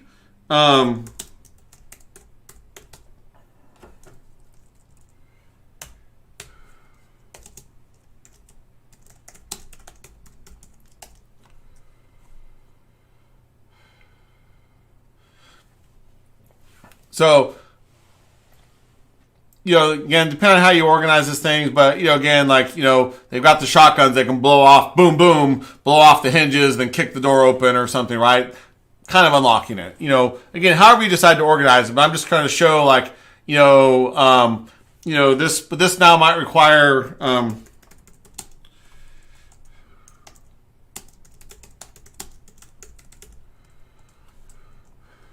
I don't know, but I don't know about this, so I'll put a question mark, right? So, for example, if I'm going to blow open the hinges, like, how is that mechanic done, right? How is that there? Is it done through special ammo? And do I have a limited amount of ammo, or do I just need my shotgun with any ammo and I can blow open, any door, right? How do I want to control that, as a designer, right? That's an important question you have to ask yourself. Like, is this something that I'm going to let the player do anytime, or do I want to be like, you shouldn't do that very often. Like another thing of this is like level features, the stealth features, the cover, things like that. A lot of this relates to, are there locations, for example, where I can do sniping really easy? Is there a big space and then some cover objects here, and then I can sit over here with my sniper rifle, and I can snipe at these guys, and they could be kind of hiding, but then if they want to eventually get to me, they've got to break cover and go like across this big opening where they're going to be easy targets and I can just pick them off. Or is there cover all the way around, all the way along, and they can go, and they're bouncing between cover to cover to cover as they're working their way towards me, right? So the level design will dictate, how often, and how well that tactic will work. But the level design will also, require things like, how many weapons, how much ammo do you have? All those things are kind of part of the level design as well as the system design. And so that's something you have to kind of take into account, right? So you can see how all these things are kind of related, and this is why I might have this section up while I'm designing the stealth system. So I might have stealth systems up here in another document, and then have these stealth systems here and be really interrelating them very carefully. And I might choose to put them all into one new document or one section that's just stealth systems, and then everything related to stealth might be there too, right? So there's not a right or wrong answer. Thanks, Roll Planet. Have a good night. So, there's not a right or wrong answer here for where and how you organize these things, but I'm trying to show how all these things interrelate, right? And now, real quick, since we're just about 10 minutes left, how does that relate to like NPCs and AI? And I'm kind of moving fast here because, again, just trying to wrap up this one train of thought today. And again, this is going to be a series. Those of you that are new, this is part 2. I expect this to go for quite a few weeks, of us designing this FPS together. But I'm trying to kind of show some of the method to the madness today of how these things all interrelate, how we're kind of designing systems, how we're jumping around, techniques and tools used for those systems. So again, if you haven't seen like last week's, please, check that out as well. But hopefully when this is all said and done, whatever it's going to be, 5 or 10 weeks from now, you'll have a pretty good idea of like, how do I actually sit down and design an FPS? And, we're going to be at this for a little while. So,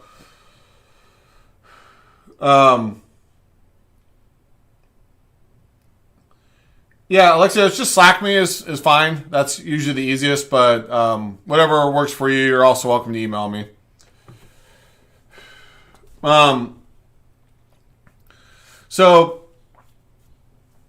So again, like there's several layers to enemies in the game, and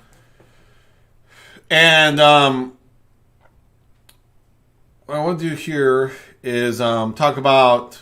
Let's see here. Just make sure I haven't put this in here. Nope. Let's see here. So.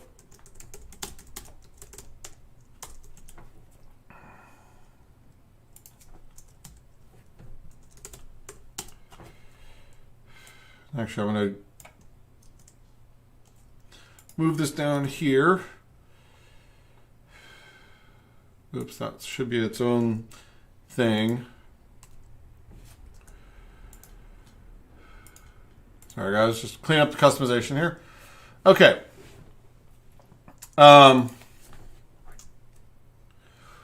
let's see here. Trying to think of the right word here.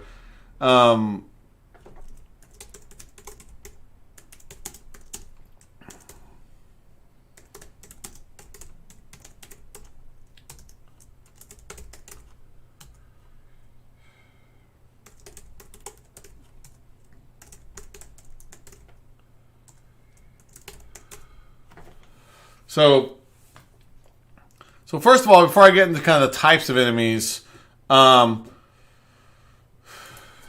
just see here. Actually,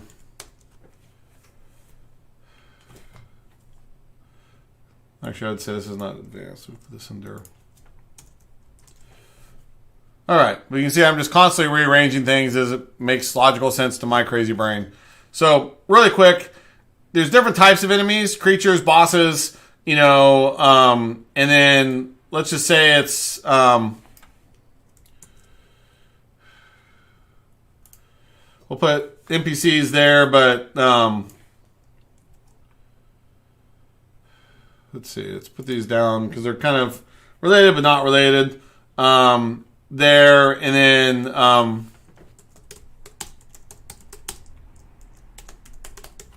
because it's a,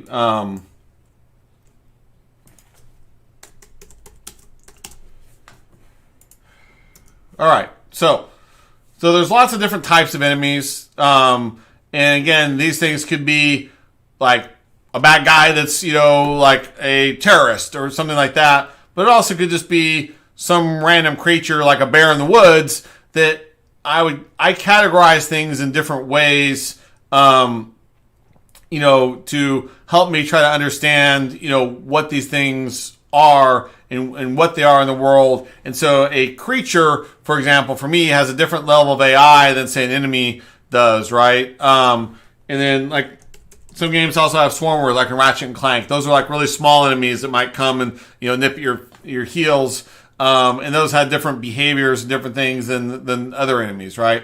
So enemies we'll get into later, but what I'm trying to show is, like, how they work in the level. Are they appropriate to the game, right? Do enemies use the same gears, weapon, and equipment? So, for example, here I'll just say, oops.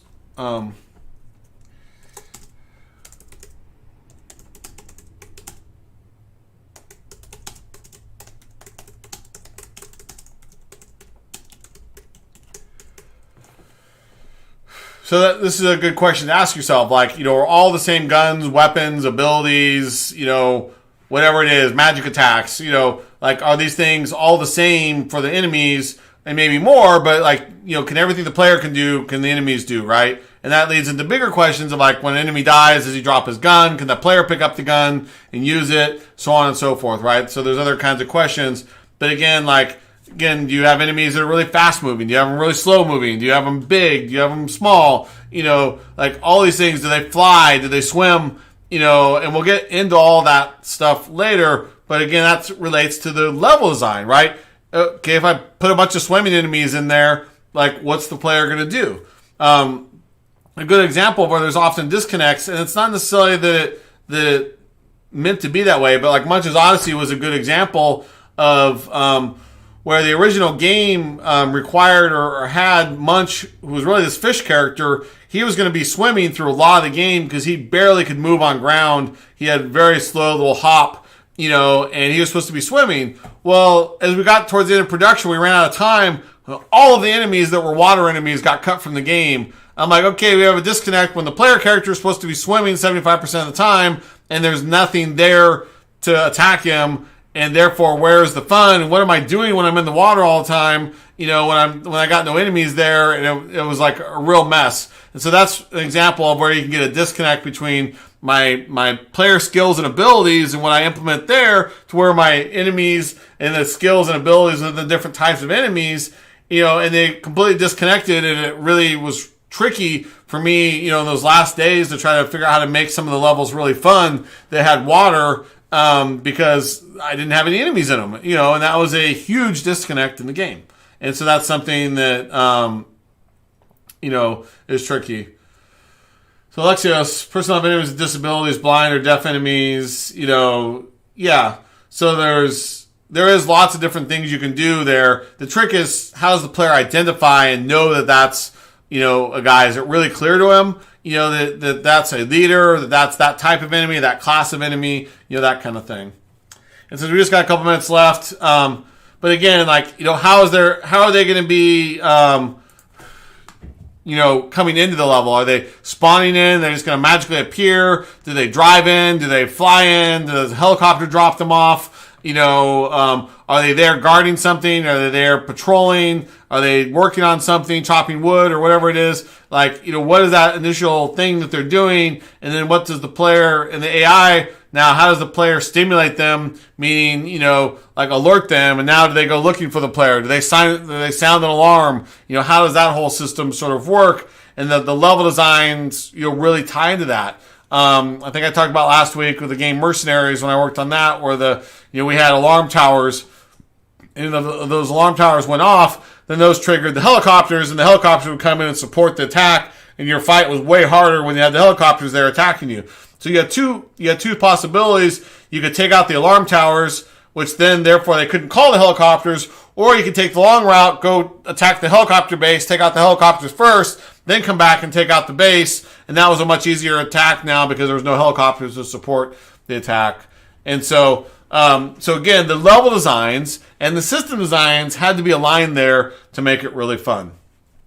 So that's kind of it in a nutshell. Sorry, this was probably, a million miles an hour of information for everybody, but I hope you kind of see the complexity of even just an FPS, which is again perceived as being a pretty simple game, and just how complicated it really can be. So hopefully you guys are enjoying this. Looking forward to continuing this next week and just diving deeper and deeper into really how do you design a first-person shooter, right? We're gonna keep deep diving down so you guys really get a really good sense of how do you go and write a design document and all the features needed, and how do you balance them out? How do you create 2D maps and then create 3D white boxes for these things? And how do you figure out, and then we'll get into multiplayer, and all this kind of stuff, right? To really kind of try to understand how do you make a great shooter. So, all right, everybody, have a great week. Thanks for joining me and spending your night or evenings or days or whatever you are around the world, and looking forward to seeing you all next week. So take care now. Bye.